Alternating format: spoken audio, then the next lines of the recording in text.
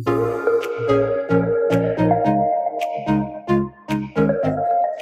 Summit, this is Edward. You know this guy, Tomas, our new worship and student pastor. And we've got some exciting news today to share with you. And so we thought the best way to do this, instead of trying to do it on stage on Sunday morning, is just to kind of sit down and video this. And hopefully you'll share this with the people who have interest in that, because we got some changes coming up. And I know everybody loves progress, but nobody loves change. Yeah. Right? That's what they say. So let's start with the good news. I know we've got some exciting news this summer. Elders and you approved some interns. Talk a little bit about that. Yeah, so the elders have been gracious enough to approve a set of interns for the first time here at Summit Heights over the summer, which is so exciting. Ashley's going to be getting a children's ministry intern. I'll be getting both a youth ministry and a worship ministry intern, which is super exciting. We're hoping to kind of come alongside ETBU and take students who are there and give them a place where they can use what they're learning in the classroom practically out in the field over the course of the summers. Well, it's investing in the next generation church, and that's what we've talked about is we want to be a next generational church. Well, if we're going to do that, then we got to start training some of these guys that are coming out of college. And just like you, who are graduating in May, believe it or not, we were talking about that yesterday, about how quick that is. It's next generation. So now I know in the past we've had nights of worship and they've not been well attended. So I'm willing to just admit that right here. Tell me what's going to be different with nights of worship going forward. Yeah, so we've had some. It's just funny. I've had some people ask, are nights of worship coming back? Are nights of worship coming back? And so I think there is kind of a hunger and a desire for it.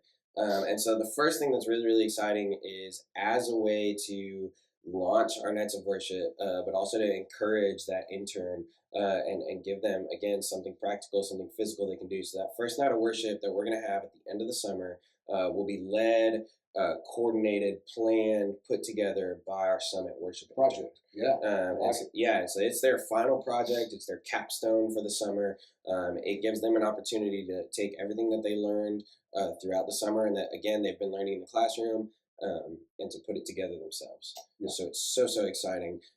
After that, the hope for Night of Worship is that it looks a little bit different than Sunday mornings. And so maybe we can pull off something that we necessarily couldn't pull off on a Sunday morning. Maybe we have more of a situation where it's an acoustic set. We've got prayer and worship kind of intertwined, and where we can move through these kind of acts of songs that are familiar to you, but that'll minister maybe in a different way than a Sunday morning set where I'm kind of a little more limited on what I can pick song-wise on a Sunday morning. We've got different criteria. It's got to be singable.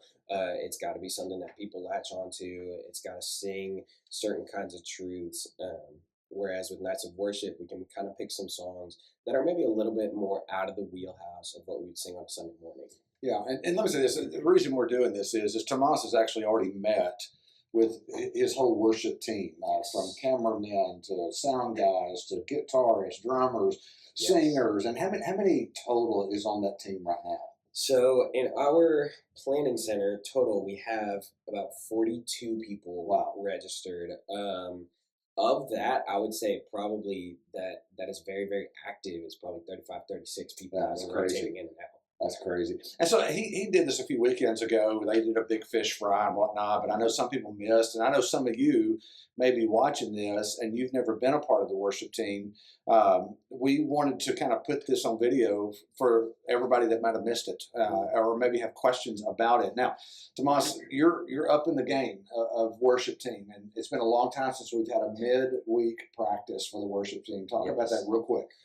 So one of the things I really want to do is bring back midweeks as an opportunity for our musicians to touch base, not just with the music as they're doing throughout the week, but with each other and feel it out. And I really think that'll, again, just take the quality of what we're doing and bring it up another step for us to be able to interact with each other and with the music, as well as give us another point of contact. It's hard to minister really deeply to each member of my team on Sunday mornings because we have to go through practice. We're running the whole set, working out the kinks, and then we've got to get into the green room, hit communion, and then rush out onto the stage. So it's hard for us to have those kind of more personal, intimate moments. It's almost like a worship small group. Exactly. I think you put that in your notes you sent me.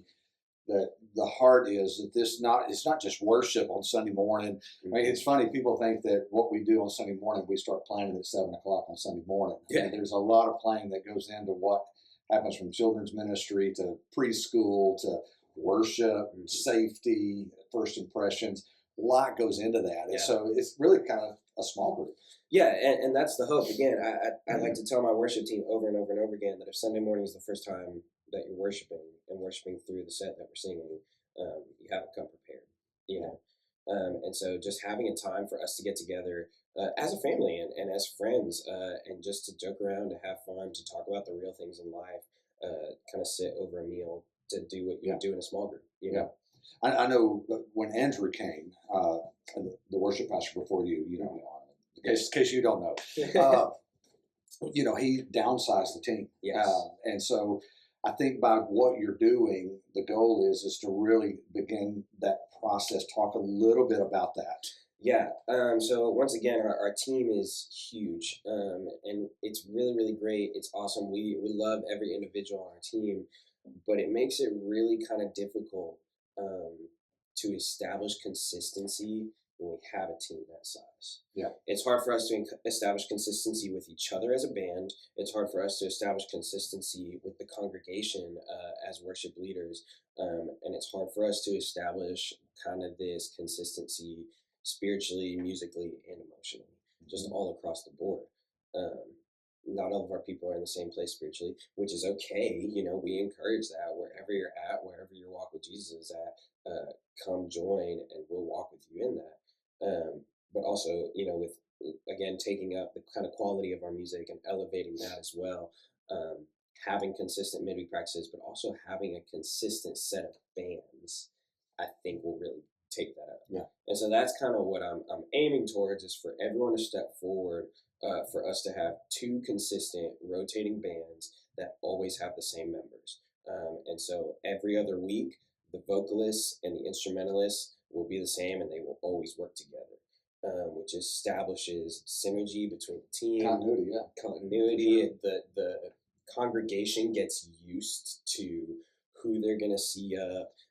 And, much like going into song 4, I usually try to share a scripture, or share a story, or share a little bit of my heart. Preach a mini sermon. Sometimes I'll watch the clock, but my hope is that, by doing these consistent teams, you get more of that from the rest of your worship team. While I am the worship minister, the last thing I want for it to be is Tomas and then the rest of the band. Yeah. I want it to be, we have Summit Heights worship and all of them minister to us together. So one of the things we're going to do, and Tomas has been working on this since he got here, it's really a two-part deal.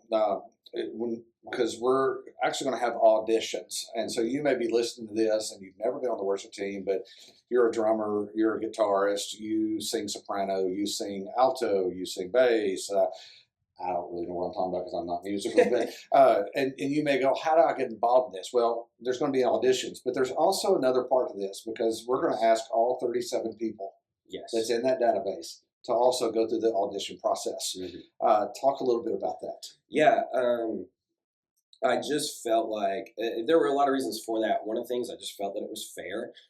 Again, we have a huge team. I've not gotten to even work with everyone who's in our system, but also some of the people that I have gotten to work with, because our team is so ridiculously gigantic, I've only gotten to work with them 2 or 3 times. And so I don't know, 1, what everybody's capable of. Yeah. 2, I have no idea where everybody stands spiritually. And so what the re-intake does is it gives me an opportunity individually to touch base with every single individual. That's good. And to get them into the right place, get them serving in the right capacity, in the right place. And I've told, again, all of my current musicians, the hope is that all of you would re-audition so that I can get a full extent of where everybody's at. But also it just feels fair, Yeah. And each of them know, for example, Andrew, who was the last worship minister, he's on our worship team. He knows he's got to audition. Jeff Masterson, who's one of our elders, who's been on our worship team. Yeah. He led worship here back in the day with Yep. Danielle. Jeff and I have had a conversation, and he is fully aware, and I, I wouldn't even say compliant. I'd say supportive of the Yeah, idea that no he doubt. too, No doubt. is going to come and he's going to audition and put his best foot forward. So we're going to have two audition dates, April 26th and Sunday, April 27th. What are our needs right now? If you would say, hey, what are our needed positions? What would you say those are? I will need two of each type of instrumentalist. So I need two electric guitarists, two bassists, two drummers, two keys players, two acoustic guitarists, one percussionist, and I will need 10 total vocalists. The hope is that those two teams have 5 vocalists apiece, which gives us a really, really full sound with lots of layered harmonies and melodies all together that I think will just be beautiful. Cool. Now, I know you talked about these 3 banks. Yes. We're going to say there's 3 banks for the worship team. You're like, is that money? What is that? Talk about what you shared at that one-day retreat with your worship team so that if somebody's sitting here, kind of wrap this up. Talk about that for a minute. Yeah, so obviously we've got a huge team, and if everybody feels a call and has an ability, the last thing I want to do is shut somebody out, is cut somebody completely off. But again, there's an idea of we're striving for something higher, something better. We're striving for better quality. We're striving for better connection. We're striving for a more kind of spirit-filled, deep foundational kind of worship. And so while not everybody will make that team, because the cut that we're talking about to the 2 teams will limit us to 21 total musicians. That's 21 total musicians that are on stage every other Sunday. However, for the rest of those people, let's say the 40 total that I have, and anybody else who's come who hasn't been part of the worship team yet, but has been wanting to, that maybe doesn't make the Sunday morning team, we want to have 2 separate banks for them. And so the second bank is kind of what I've titled our support cast. And so our support cast is here to play different kinds of musical things that we'll have throughout Summit, but also to be ready as a backup. So let's say Saturday night, Jeff Masterson calls me and says, "Hey, my daughter's got the flu. I'm not going to be able to make it on Sunday morning." The hope is that whoever's in bank number 2, I could give a call and say, "Hey, I need an electric guitarist tomorrow. Can you look at the music and be ready?" And whoever's in that second bank says, "Hey, I got you. I'll do it. I'll be ready. I'll show up for rehearsal at 7 a.m." And then they're going to be kind of our second line building up. And then we have a third bank. Our third bank is going to be people that have an ability, have a call, but just need development, whether that is spiritually or musically. They just need help developing what they've already been given and making it ready to be presented as an offering. And so those are going to be people that we call for special events like Night of Worship, as well as if there's any kind of travel needs. That's one of the things I'm hoping to launch is kind of borrowing out musicians from Summit to churches in the surrounding area. That those are people that are getting ready, that are getting prepared, that we're working with, that we can send. And so the whole idea is discipleship. We're constantly working with people, constantly building people up. And the hope is that from banks 2 and 3, we eventually have enough musicians prepared and ready to launch a third regular rotation Sunday morning team, so that people are continuing to quote unquote move forward. Right. So we got to start somewhere. So what's some of the feedback you're hearing from your initial weekend? What's some of that feedback you've heard from those guys so far? Part of what I was nervous about is that it was going to be negative feedback, because it's always hard, having to announce, hey, we're going to make some cuts here and there. But actually, it has been just overwhelmingly positive. Band members have come and have told us, hey, we feel like we've really needed this structure. Hey, things have really been improving, and we want to see it continue to improve. We want to be part of that. Hey, we love, what the Lord is bringing here through the work that you're doing. And so it's just been overwhelmingly positive feedback. And again, even some people who have been kind of in the wings waiting, maybe they did worship way back when, or they've always kind of danced around it, but they've been too scared to pull the trigger, have kind of already been hearing the news and have been reaching out excited to say, hey, I'm glad I finally have an opportunity to jump into it. Cool. Cool. Well, I'm proud of you. I mean, it's been fun over the last, it's almost a year. We're coming up I on a year. know. Dude. That's amazing that this year has gone by like that. So I'm excited to see what God's going to do, bringing our quality. Whatever we do, we want to bring our best offering. Yeah. And our first offering, and that comes from worship, money, service, whatever that is. And so, change is always a challenge. Yeah, it is. It is hard, but hey, the only way to progress is change. Everybody loves progress. Nobody likes change. So Summit, don't forget April 26th and April 27th. That's a Saturday and a Sunday. Yes. Tomas, how do they sign up for an audition? For those who are already in our system, it will be scheduled in Planning Center, where you will have everything you need for that audition. So what about somebody sitting out there that's not? Somebody who's not yet in Planning Center, your job is to come and talk to me or hit the welcome booth to get my information. Reach out to me on my Summit email. My personal phone number will work, and I will get you placed into that system, because we're also going to have the music tracks, the click tracks, the chord sheets, all of that will be in Planning Center, available to whoever is going to. So if you don't know what he just said, don't sign up. Okay, click track and all that. If you don't understand that, no. I mean, people are like, I don't know what that is, man. What did he just say? Did he just speak in tongues? Anyway, Summit, we love you. I hope this has been informational for you. If you got any questions, reach out to Tomas at SummitHeightsFellowship.com. That's TOMAS. Tomas. Yeah.